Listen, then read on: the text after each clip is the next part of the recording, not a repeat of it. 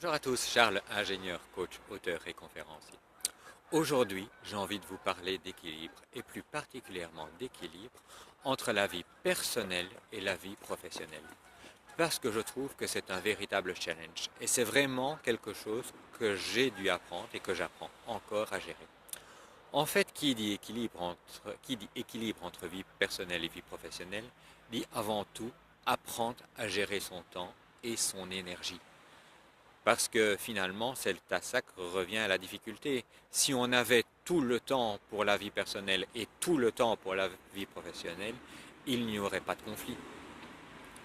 Donc la difficulté, c'est de parvenir à gérer ce temps. Et dans le passé, je prenais beaucoup de trop de temps pour la vie professionnelle. Alors c'était pour des bonnes et des mauvaises raisons.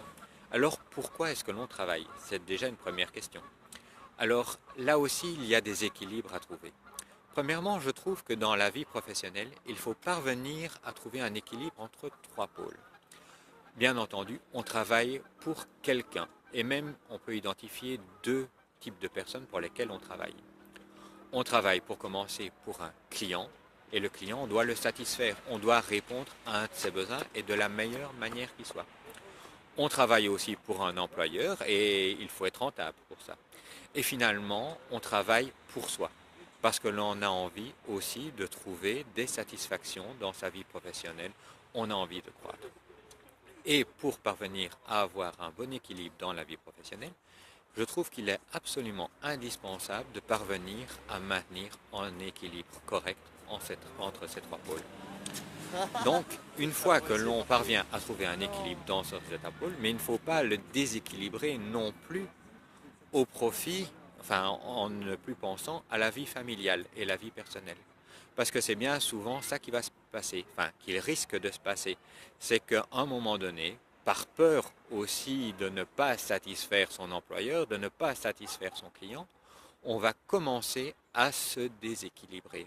On va commencer à privilégier totalement ces aspects-là et on va justifier qu'on est obligé. Mais en fait, c'est un choix que l'on fait.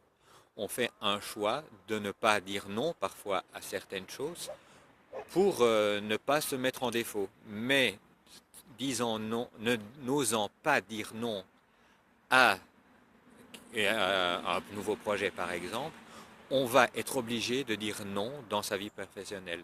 On va être obligé par exemple de dire non à une sortie que l'on a envie de faire en famille. Et finalement, qu'est-ce qui est le plus important?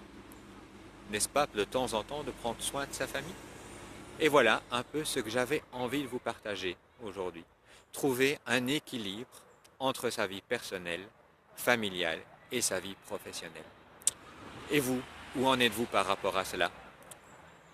Dans la bienveillance et l'écoute pour vous aider à trouver vos équilibres, je vous souhaite une excellente soirée. À demain.